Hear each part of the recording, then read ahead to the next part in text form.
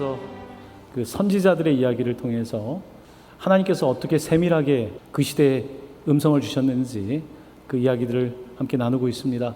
오늘 여러분에게 소개할 선지자는 예레미야입니다. 예레미야 선지자는 이사야 다음으로 가장 두꺼운 책 52장까지 되어 있습니다. 이 예레미야 하면 여러분들 어떤 이미지가 떠오르십니까? 보통 우리가 예레미야 하면 저는 어릴 때부터 눈물의 예언자 예레미야, 눈물의 선지자 예레미야 이렇게 들었습니다.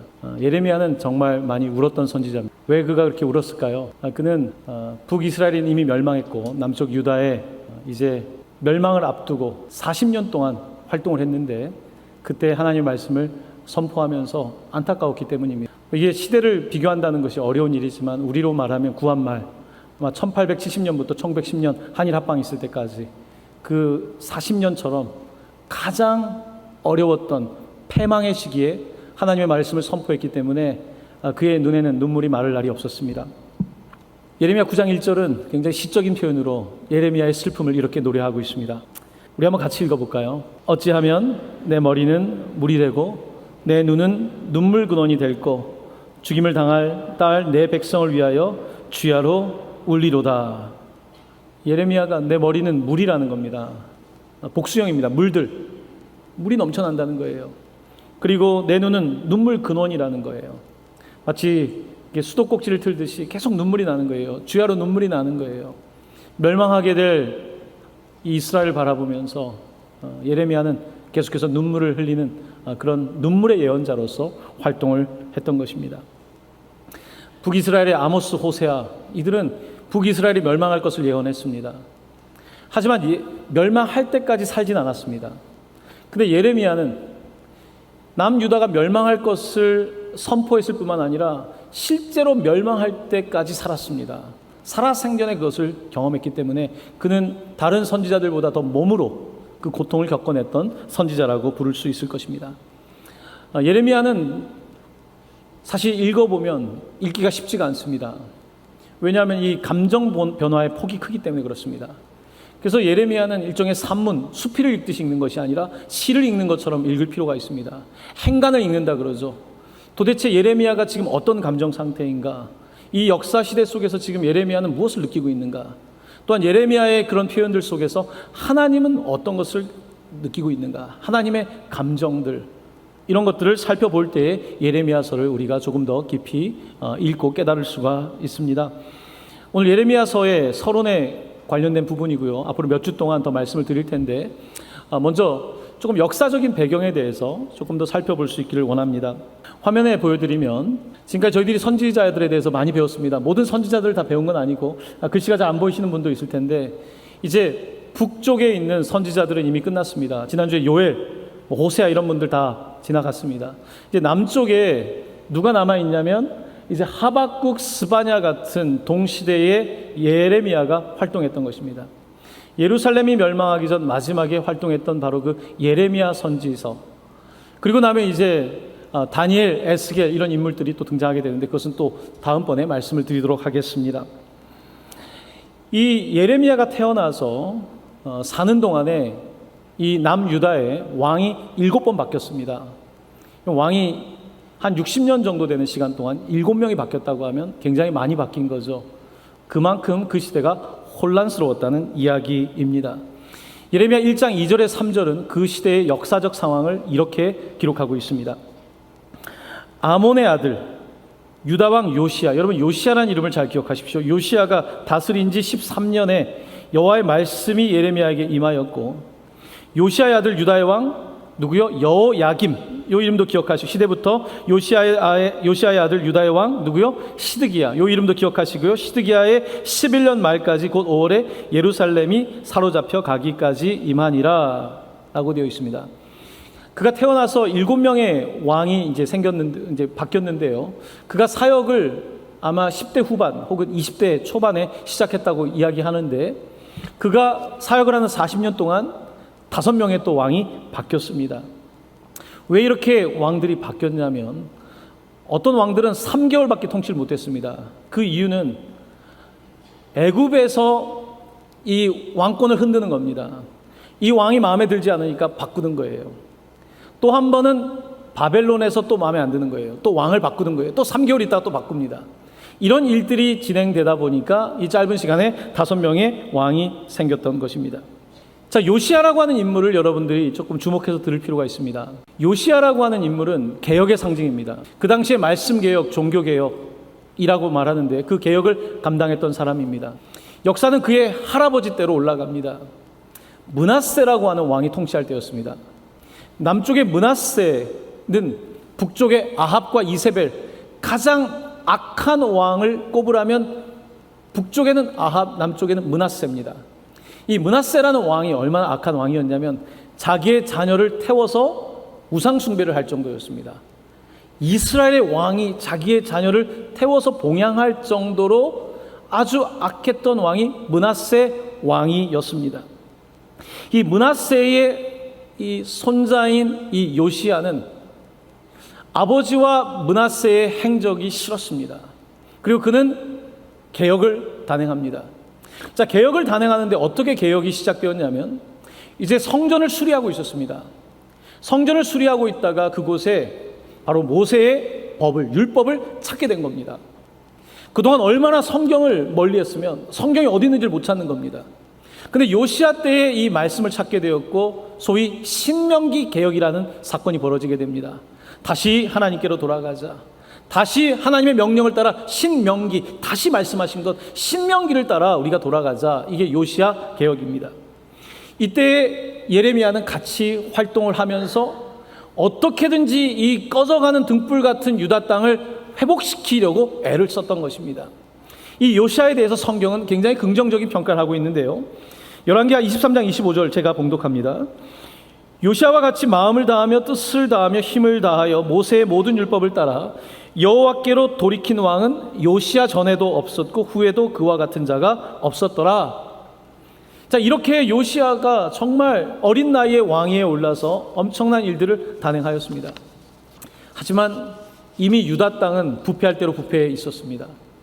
말씀으로 돌아가자, 안식일을 지키자, 유월절을 지키자 하니까 왕이 말하니까 사람들이 따라는 했겠죠. 하지만 그들의 마음이 하나님께 돌아오지 못했습니다. 특별히 이 권력자들의 부패가 심각한 상태였습니다. 이미 유다의 해는 지고 있었습니다. 이런 상황 속에서 요시야는 한번 판단 미스를 하게 되고 애굽과 전쟁을 벌이게 되고 애굽과의 전쟁에서 사망하게 됩니다. 자, 이런 일이 일어나고 나서 이제 또 막 왕들이 바뀌는데요. 그 시대의 국제 정세는 이랬습니다. 이 유다 땅 옆에 왼쪽에는 큰 나라인 애굽, 이집트가 있고요. 그동안 200년 동안 중동의 패권을 가지고 있던 아수르가 있었습니다. 이 아수르가 북이스라엘의 10개 지파를 무너뜨렸죠. 자, 그러는 사이에 이 BC 이 600년대에, 그러니까 7세기 때에 또 다른 신흥 강국이 하나 생기기 시작했습니다. 바로 바벨론입니다. 바벨론의 성장세가 아주 강력했습니다. BC 612년 이 아수르와 이 바벨론이 중동의 패권을 놓고 붙습니다. 그리고 결국은 바벨론이 이기는 상황이 벌어지게 됩니다. 605년에 가서는 BC 605년에는 애굽과 또 바벨론이 한판 붙습니다. 또 바벨론이 이깁니다. 이렇게 국제 정세가 막 뒤죽박죽인 때에 유다는 그때 어떤 생각을 했냐면요. 이때 독립하자. 눈치를 봐서. 우리가 뭔가 민족주의를 내세우고 우리는 하나님이 지켜주실 것이다. 막 이런 생각을 가지고서 그런 선택을 했습니다. 하지만 결국은 바벨론이 이들을 가만두지 않습니다. 바벨론의 느부갓네살 왕이 예루살렘을 침공하게 되고 그들을 조공국가로 바꾸죠. 조공을 바치게 하는데 이스라엘은 여기서도 또 그것을 극복하기 위해서 또 민족주의를 내겁니다. 그때 그들은 완전히 멸망하게 되는 거죠. BC 587년입니다. 이때 이스라엘은 완전히 멸망하게 되고 모세 때부터 지금까지 있었던 그 하나님의 통치, 왕조가 무너지는데 모세의 십계명을 받고 나서 약 900년이 지나고 나서입니다. 당시에 유다 사람들이 이렇게 생각했습니다. 우리는 절대로 망하지 않는다. 예루살렘은 절대로 멸망하지 않는다. 왜냐하면 하나님께서 함께 하시기 때문이라고. 하나님을 잘 예배하지도 않으면서 자신들의 권력은 무너지지 않는다고 생각했던 사람들입니다. 자, 그런데 이 바로 유다가 바벨론에 의해서 멸망하게 된 것입니다. 예레미야는 그들에게 상당히 눈에 가시 같은 존재였습니다. 여러분, 구한 말에 앞에 나와서 하는 이야기가 나라 망할 거다고 자꾸 이야기하면 누가 좋아했겠습니까? 일본한테 넘어갈 거다 말하면 누가 좋아하겠습니까? 예레미야가 그 시대에 망할 거다, 바벨론에게 다가가 손을 잡아야 된다, 계속 그 이야기를 하는 거예요. 이 신흥 강국인 바벨론의 손을 잡아야 된다는 말을 하는데 민족주의를 내거는 정치 지도자들과 종교인들은 다 싫었습니다. 왜냐하면 그러면 자기의 이권을 빼앗기기 때문에. 이런 상황에서 예레미야는 너무 큰 미움을 받았고 그 가운데 그는 눈물을 흘릴 수밖에 없었습니다. 이 안타까운 상황, 사람들이 다 알면서도 당하고 있는 이 상황에 대해서 하나님이 말씀하시지만 하나님의 경고를 듣지 않는 그들에 대해서 안타깝게 눈물을 흘렸던 것입니다. 자, 이런 배경 가지고서 이제 예레미야 1장의 말씀을 중심으로 오늘 좀 은혜를 나누고자 하는데요. 예레미야 1장 1절입니다. 우리 이 말씀을 함께 봉독하겠습니다. 베냐민 땅 아나돗의 제사장들 중 hil기야의 아들 예레미야의 말이라. 자, 베냐민 땅이라고 되어 있습니다. 자, 북이스라엘은 10개 지파가 있고 남쪽에는 유다와 베냐민 지파가 함께 두 지파가 그 나라를 이루고 있습니다. 이들은 베냐민 땅에 살았습니다. 베냐민 땅에 살았다는 것은 그들은 약간 변방 제사장 계열이었다는 겁니다. 아나돗이라고 하는 그 고향이 있었는데 그곳에 hil기야의 아들이었다고 말하고 있습니다. hil기야는 아까 요시야 때에 신명기를 찾아가지고 개혁을 했다 그랬죠. 그때 활약했던 대제사장이었는데 그의 아들이었습니다. 자, 바로 그때 하나님께서 예레미야를 불러주셨습니다. 예레미야를 부르시는데 오늘 읽은 본문 말씀 이제 시작하겠습니다. 1장 5절입니다. 그가 한 10대 후반 정도에 그를 이렇게 부르셨습니다. 우리 함께 봉독하겠습니다. 내가 너를 모태에 짓기 전에 너를 알았고 내가 배에서 나오기 전에 너를 성별하였고 너를 여러 나라의 선지자로 세웠노라 하시기로. 하나님께서는 모태에 짓기 전에 예레미야를 아셨다, 친밀하게 알았다. 어머니 배에서 나오기 전에 너를 이미 여러 나라의 선지자로 쓰려고 성별했다고 말씀하고 있습니다. 특별히 흥미로운 것은요, 예레미야의 그를 여러 나라의 선지자라고 부릅니다.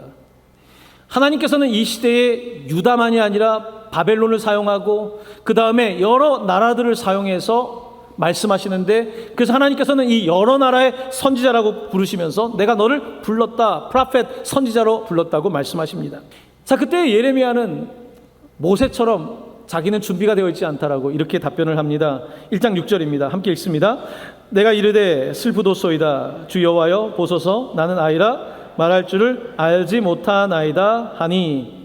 자신은 아이라고 말하죠. 어떻게 보면 핑계를 대는 거죠. 여러분, 이런 시대에 하나님의 종 하고 싶겠습니까? 이 어려운 시대에 그 젊은 나이에 밖에 나가서 힘든 사역 하고 싶겠습니까? 예레미야는 나는 충분하지 못합니다, 자격이 없다라고 말합니다. 하지만 하나님께서는 뱃속에 있기 전부터 알았다고, 너가 엄마 뱃속에서 나오기 전부터 너를 성별했다고 말하는 하나님 포기하시겠습니까? 하나님께서는 그에게 이렇게 말씀하십니다. 1장 7절입니다. 내가 너를 누구에게 보내든지 너는 가며 내가 내게 무엇을 명령하든지 너는 말할지니라. 선지자에게 하신 말씀, 너는 대언자다. 너는 내가 보내면 그곳에 가서 말하고 내가 하라는 말, 명령대로 말해야 된다라고 말씀하고 있는 것입니다. 필터링하면 안 된다. 필터링하지 말고 있는 그대로 이야기해야 된다. 여러분, 예레미야에게 가장 힘든 것은 있는 그대로 이야기하는 것이었습니다. 여러분, 선지자가 말씀을 선포하는데 계속해서 벌 주는 설교, 심판하는 설교, 망할 거라고 하고 회개하라 그러고 정신 차리라 그러고, 여러분, 매주 그 설교가 반복된다고 해보십시오. 동강교회 성도님들 많이 떠나실 겁니다. 예레미야는 그런 설교를 추구했던 거예요. 얼마나 힘들었겠습니까? 하나님께서 그렇게 하라고 하는 말씀을 가감없이 하라고, 지금 역사는 그런 상황에 있다고, 긴박한 상황이라고 말씀하신 것입니다. 하나님은 그러면서 예레미야에게 이렇게 말씀하십니다. 1장 9절입니다. 함께 읽습니다. 여호와께서 그의 손을 내밀어 내 입에 대시며 여호와께서 내게 이르시되 보라, 내가 내 말을 내 입에 두었노라. 하나님의 말씀을 대언하라고 그에게 다시 한번 말씀하십니다. 예레미야는 이 젊은 나이에 선지자가 되어서 하나님의 일을 합니다. 근데 얼마나 어려웠겠습니까? 밖에 나가서 하나님의 말씀을 전하면요, 사람들이 돌을 던집니다. 짐을 뱉기도 합니다. 사람들이 때리기도 합니다. 감옥에 가두기도 합니다. 별의별 일을 다 겪습니다. 그것뿐만이 아니었습니다. 호세아는 하나님께서 그에게 음란한 여자와 결혼하라 그랬죠. 심지어 자신이 낳지 않은 아이들을 키우면서 하나님의 마음을 알라고 하셨죠. 하나님께서는 예레미야에게는 결혼을 하지 못하게 하셨습니다. 16장 2절입니다. 너는 이 땅에서 아내를 맞이하지 말며 자녀를 두지 말지니라. 여러분, 선지자가 얼마나 외롭습니까? 가족이라도 있어야 되는 거 아니겠습니까? 하지만 하나님께서는 그에게 아내를 두지 말고 자녀를 두지 말라고 하셨습니다. 하나님의 외로움을, 이스라엘 백성들 때문에 느끼는 하나님의 외로움을 이 선지자가 몸소 겪도록 하기 위해서 예레미야는 결혼을 하지 못합니다. 평생 혼자 지내면서 이 어려운 시대에 하나님 말씀 붙잡고 하나님 말씀 선포하면서 주야로 울면서 머리에 그냥 물이 가득해 있고 늘 수도꼭지처럼 그렇게 살았던 예레미야였던 것입니다. 특별히 그를 힘들게 했던 것은 가까운 사람들이었습니다. 사람을 힘들게 하는 게 가까운 사람들 아닙니까? 예수님도 나사렛 고향 사람들이 예수를 배척하지 않았습니까? 아나돗 사람들, 베냐민 지파 땅에 있는 아나돗 사람들이 그를 많이 힘들게 했습니다. 11장 21절입니다. 너는 여호와의 이름으로 예언하지 말라. 두렵건대 우리 손에 죽을까 하노라. 우리 손에 죽을까 하노라. 자꾸 나라 망한다고 하니까 사람들이 가만두질 않는 겁니다. 예레미야는 하지만 계속해서 하나님의 말씀을 선포해야만 했습니다. 자, 오늘 본문 가운데 이제 1장 10절 말씀을 읽겠는데요. 1장 10절 말씀은 예레미야 전체가 어떤 방향으로 전개될 것인지를 보여주고 있는 아주 중요한 단서가 되는 말씀입니다. 자, 1장 10절 말씀 저와 함께 한 목소리로 봉독합니다. 보라, 내가 오늘 너를 여러 나라와 여러 왕국 위에 세워 내가 그것들을 뽑고 파괴하며 파멸하고 넘어뜨리며 건설하고 심게 하였느니라 하시니라. 아멘. 여러분, 뒷부분을 다시 보십시오. 그 동사를 잘 보십시오. 내가 그것들을 뽑고 파괴하며 파멸하고 넘어뜨리며 건설하고 심게 하시겠다. 여러분, 잘 보시면 6개의 동사가 등장하는데 그 가운데 부정적인 동사가 4번 나옵니다. 뽑고 파괴하고 파멸하고 넘어뜨리고, 그 다음 2번 건설하고 심는다는 말씀이 있습니다. 그러니까 예레미야의 사역은 조금 요즘 말로 하면 철거하는 일입니다. 철거하는 것, 뽑는 일입니다. 여러분, 사역자로 부르심을 받아서 철거 사역 같은 것은 사실 하고 싶지 않죠. 철거는 거친 일 아닙니까? 티 안 나는 일 아닙니까? 근데 예레미야는 그 시대에 부르심을 받은 거예요. 건설하는 일을 하는 사람도 있지만 예레미야의 주 사역은 뽑고 파괴하고 파멸하고 넘어뜨리는 일을 하게 된 겁니다. 그리고 건설하고 심게 한다는 말이 뒤에 나옵니다. 이런 일들이 끝나고 나면 건설과 심는 일이 벌어지는데 예레미야의 삶은 이런 어려운 일들을 해야 되는 일이 된다고 말씀하고 있습니다. 건설하는 것보다 파괴하는 것이 2배가 더 많습니다. 2번 등장하고 있습니다. 자, 오늘 본문 말씀이 흥미로운 것은요, 예레미야라고 하는 이름의 뜻 때문에 그렇습니다. 예레미야, 이제 야자가 들어가면 뭔지 대충 생각할 수 있으시죠? 야자는 여호와를 뜻합니다. 그러면 앞에 있는 예레미야 할 때 앞부분은 어떤 뜻인가? 여호와께서 세우신다 혹은 여호와께서 무너뜨리신다, 2가지를 다 사용할 수 있는 단어가 사용되고 있습니다. 여러분, 우리 입장에서는 좀 이상하지 않습니까? 어떻게 2가지 상반된 단어를 하나의 단어가 쓸 수 있을까? 오늘 본문은 그렇습니다. 여호와께서 세우기도 하시고 무너뜨리기도 하신다. 여호와께서 뽑기도 하시지만 심기도 하신다. 이런 이름을 가지고 있는 것입니다. 이것은 앞으로 예레미야가 해야 될 사역을 정확하게 보여주고 있는 것입니다. 예레미야는 이 힘든 뽑고 파괴하는 일도 해야 되고 그 가운데에 소망을 심어주는 건설적인 말씀을 함께 전해야 되는 그런 역할을 감당해야 됐던 것입니다. 오늘 1장 말씀은 그가 앞으로 어떤 사역을 해야 되는지를 보여주시는데요, 3가지 비유를 사용하십니다. 첫 번째 비유입니다. 첫 번째 비유에서 우리 하나님께서 예레미야에게 묻습니다. 너가 지금 뭘 보니? 했더니 하나님께서 보여주신 것은 화면에 있습니다. 화면을 한번 보시길 바랍니다. 뭘 보여주셨냐면 나무 하나를 보여주셨습니다. 살구나무 가지를 보여주셨습니다. 살구나무 가지. 이 살구나무는 이스라엘에서는 겨울이 지나고 첫 번째 피는 나무가 바로 살구나무랍니다. 1월 말에서 2월 초에 피는 이 살구나무. 그 다음 사진을 보여드리면 영어 성경에서는 이것을 아몬드 트리라고 하고 있습니다. 그러니까 살구 그 안에 씨앗이 아몬드인 거죠. 이 아몬드 트리인 거예요. 이 나무를 보고 있느냐고 말씀하시는 거예요. 자, 그가 지금 살구나무를 보고 있는데 그 다음에 하나님께서 중요한 질문을 던지십니다. 1장 12절인데요. 우리 같이 읽어볼까요? 여호와께서 내게 이르시되 내가 잘 보았도다. 이는 내가 내 말을 지켜 그대로 이루려 함이라 하시니라. 그냥 읽으면 잘 이해가 안 되실 겁니다. 오늘 이 말씀에서 흥미로운 것은요, 살구나무란 단어와 조금 전에 있는 말씀 보시면 내 말을 지켜라고 할 때 이 단어가 같은 단어를 사용하고 있습니다. 쇼케이드라고 하는 같은 단어를 사용하고 있는데요, 살구나무와 지킨다는 것이 같다. 어떤 뜻일까요? 영어 성경에서는 주로 watch라고 번역을 하고 있습니다. 마치 우리가 봄이 오면은 벚꽃을 기다리지 않습니까? 첫 번째 이 개나리를 기다리던 뭘 기다리던 첫 번째 이 봄에 꽃은 피는 나무를 기다리는 것처럼 겨울 내내 이 기다리고 유심히 보고 있는, 와치하고 있는 거예요. 그게 살구나무입니다. 하나님께서 뭐라고 말씀하시냐면 내가 유심히 보겠다는 겁니다. 앞으로 일어날 일들을 유심히 보겠다는 거예요. 너가 지금 살구나무를 유심히 지금 싹이 나는 것을 보고 있는데 내가 너희들에게 유심히 보겠다는 거예요. 유심히 보겠다는 건 뭡니까? 정말 이들에게 소망이 있을까? 하나님 보시겠다는 거예요. 하나님 와치하시겠다는 거예요. 지금 예레미야에게도 같은 말씀인 거예요. 내가 이 시대를 자세히 지켜보고 있는 것처럼 너도 지켜봐야 된다고. 살구나무라고 하는 그 이름을 통해서 지켜볼 것을. 그리고 이 단어는 지켜본다는 뜻도 있고요, 서두른다는 뜻도 있습니다. 살구나무는 서두른다는 의미를 갖고 있습니다. 이 일들이 서둘러 진행된다는 거예요. 유다의 멸망이 상당히 생각보다 빨리 진행될 거라는 거예요.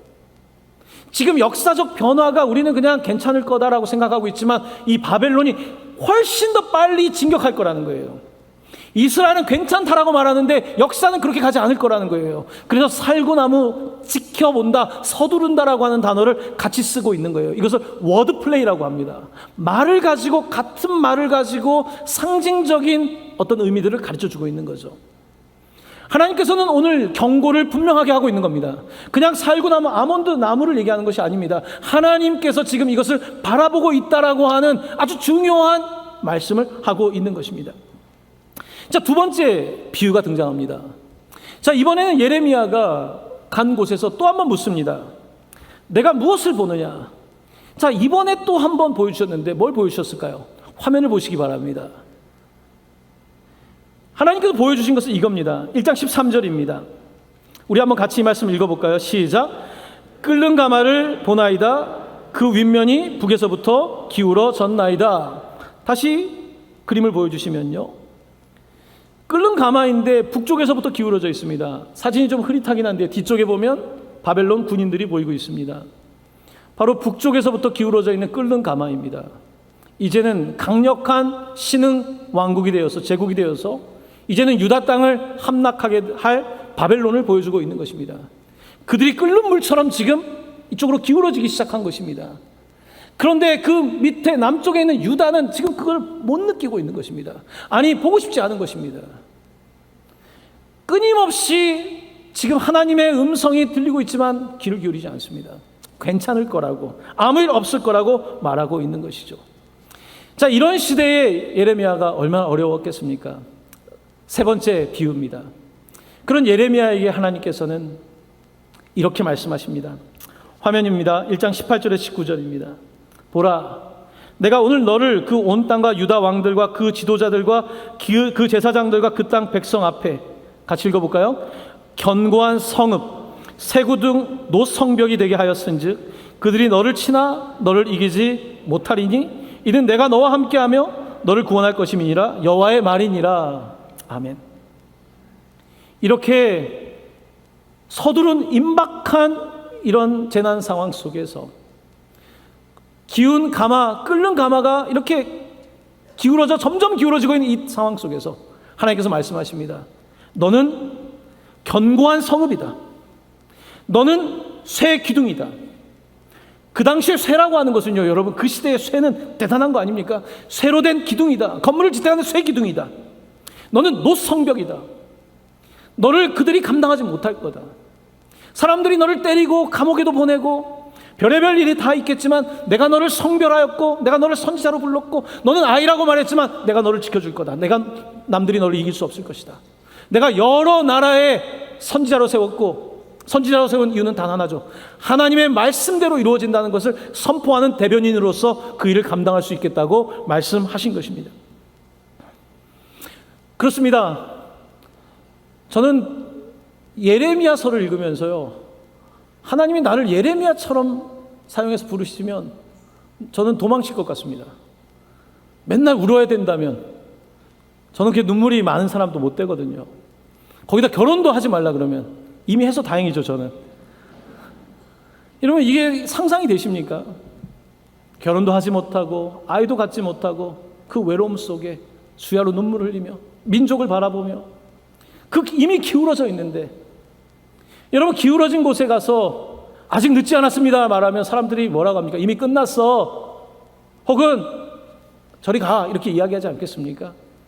예레미야는 다 끝나가는데 지금이라도 하나님 말씀 듣고 갑시다, 주야로 눈물을 흘릴 수밖에 없었던 것입니다. 예레미야의 초기 설교가 앞에 1장부터 20여 장까지 이렇게 나와 있는데요, 본문 속으로 좀 들어가서 그 설교의 내용들, 그 시대에 외쳤던 그의 어떤 정수들을 함께 좀 살펴보도록 하겠습니다. 2장 13절입니다. 내 백성이 두 가지 악을 행하였나니, 같이 읽습니다. 곧 그들이 생수의 근원되는 나를 버린 것과 스스로 웅덩이를 판 것인데 그것은 그물을 가두지 못할 터진 웅덩이들이니라. 터진 웅덩이 같은 이스라엘 모습입니다. 이 남유다의 모습입니다. 2장 19절 같이 읽습니다.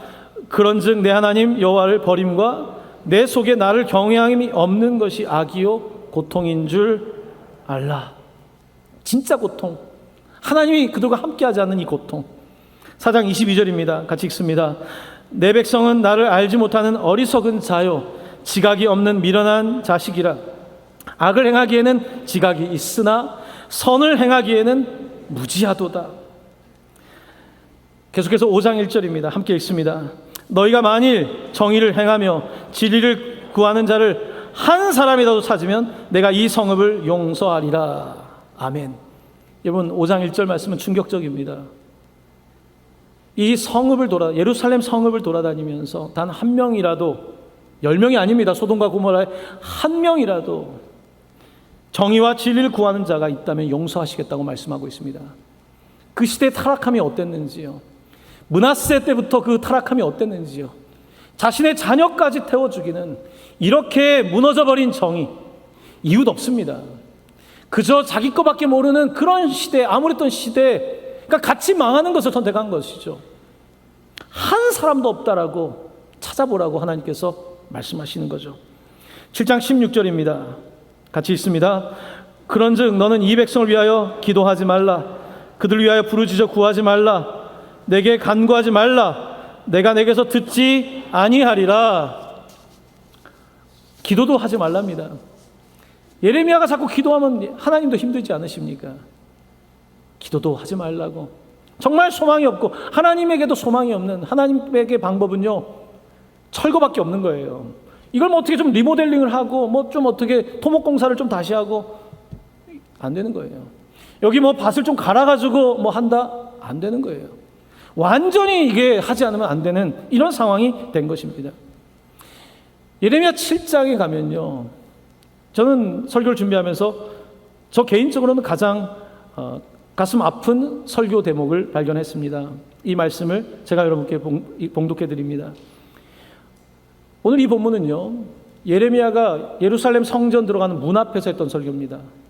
성전 문 앞에서, 우리 교회 문 앞에서 이런 설교를 한다고 상상하고 들어보십시오.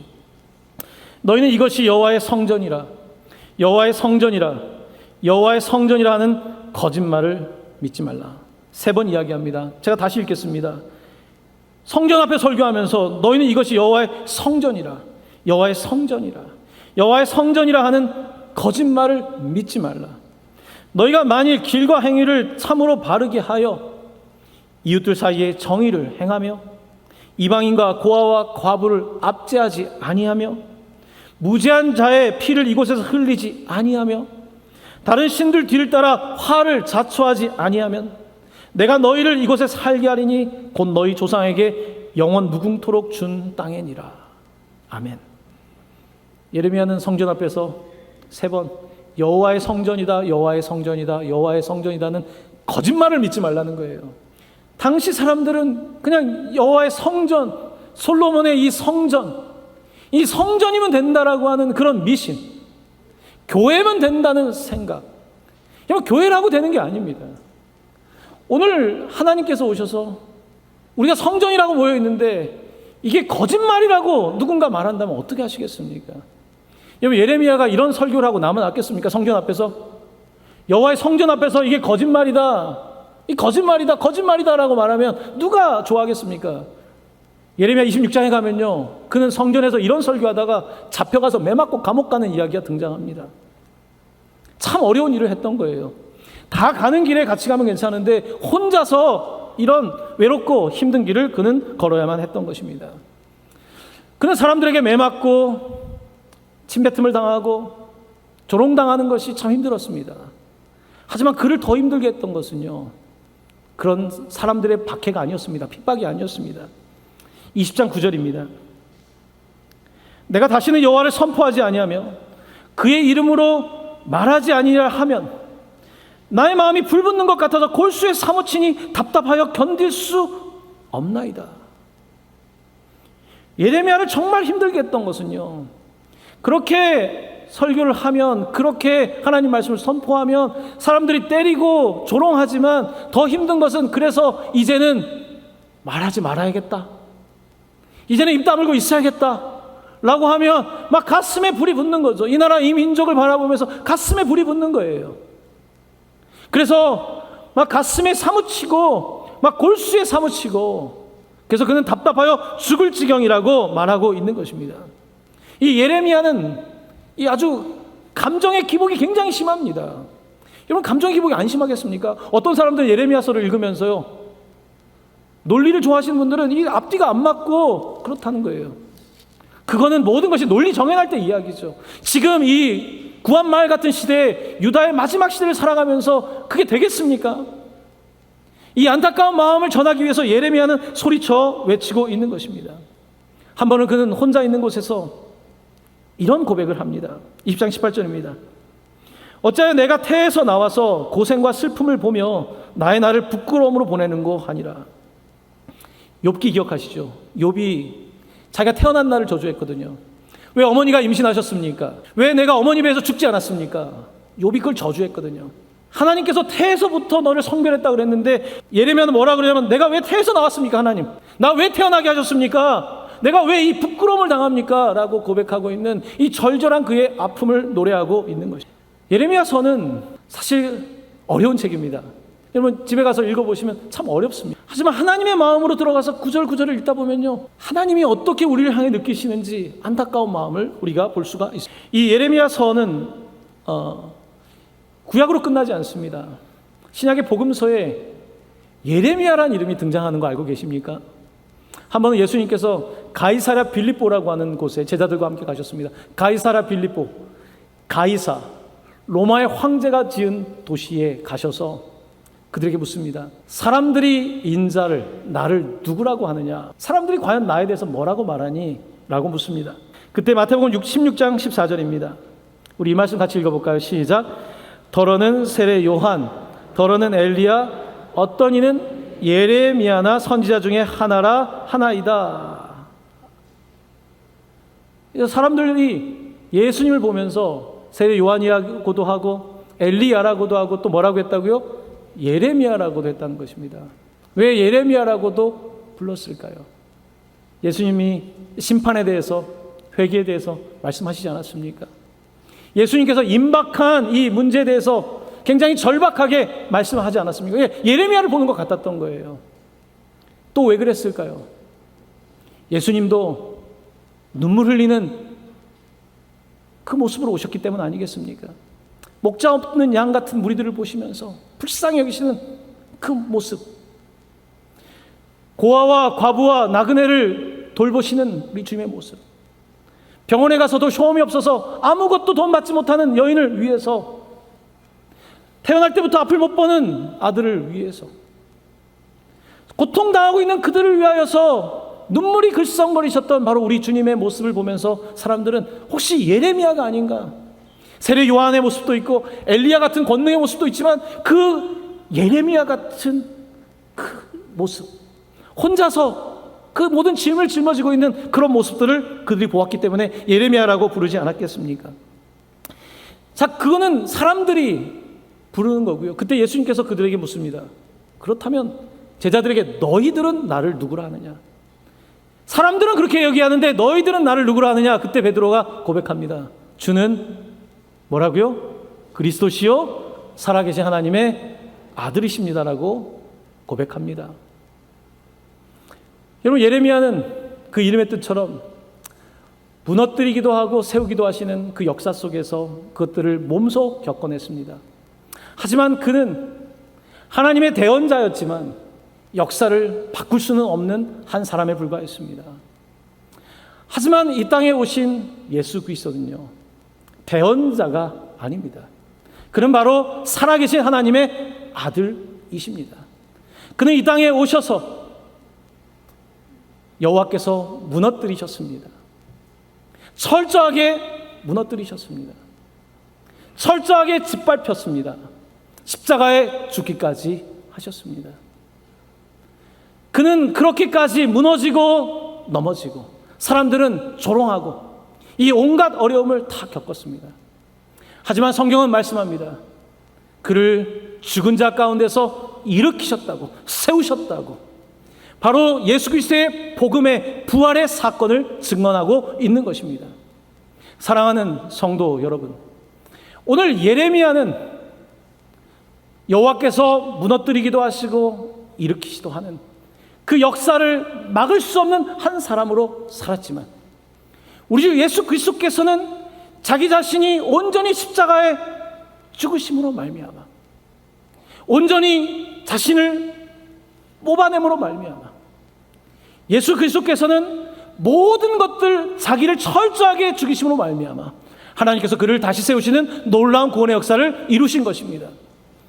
오늘 본문 말씀은 우리에게 도전하고 있습니다. 이런 때때로 우리는 이렇게 생각을 합니다. 히브리어에서 이 단어가 세우기도 하고 무너뜨린다고도 했죠. 여러분, 때때로 내가 세운다고 하는 것이 스스로 무너지고 있다는 것을 아십니까? 내가 세우고 있는 것이 사실 하나님 입장에서는 반대 방향인 거예요. 나는 위로 올라가고 있는데 하나님은 너 왜 거꾸로 가니라고 말씀하실 수 있습니다. 하나님께서는 오히려 나는 지금 무너뜨려지고 있는데 하나님께서는 너는 세운다고 말씀하고 있는 거예요. 이거는 관점의 차이입니다. 아래에서 보면 어떻습니까? 우리는 위로 세우는 거죠. 위에서 보면 어떻습니까? 더 무너지고 있는 거죠. 세운다, 무너진다는 것은요, 관점에 따라서 스카이에서 보느냐, 그라운드, 땅에서 보느냐에 따라서 다른 것입니다. 우리는 땅의 존재이기 때문에 땅에서 우리가 자꾸 세운다라고 말합니다. 하나님은 그런데 그 세우는 것을 보면서 너는 무너지고 있다라고 말씀하실 수 있습니다. 때로는 우리는 무너지고 있다고 말할 수 있지만 하나님은 이제야 너가 세우고 있다라고 말씀할 수 있는 거죠. 이건 다른 이야기입니다. 우리 주님은 하늘 보좌를 버리고 이곳에 가장 낮은 곳에 오셨습니다. 낮은 곳에. 하지만 하나님께서는 그를 다시 세워주셨습니다. 바로 이것이 복음의 비밀입니다. 여러분, 인생을 살아가면서 내가 가장 무너진 자리에 있을 때, 나는 이제 끝이다 좌절할 때 하나님께서는 이렇게 말씀하실 수 있습니다. 너는 이제 세워지고 있다. 이제 내가 너를 세우겠다. 지금부터 내가 너를 세우겠다라고 말씀하시는 것입니다. 우리의 생각대로 되는 것이 아닙니다. 예레미야라는 이름처럼 여호와께서 세우기도 무너뜨리기도 하시는 것입니다. 사랑하는 성도 여러분, 땅에서 세우고 있습니까? 하나님의 관점에서 여러분을 보십시오. 하나님은 무엇이라고 말씀하고 계시겠습니까? 오늘 예레미야서를 통하여서 여러분들의 삶을 다시 돌아보시고 이름을 기억하십시오. 여호와께서 어떻게 하신다고요? 세우기도 무너뜨리기도 하십니다.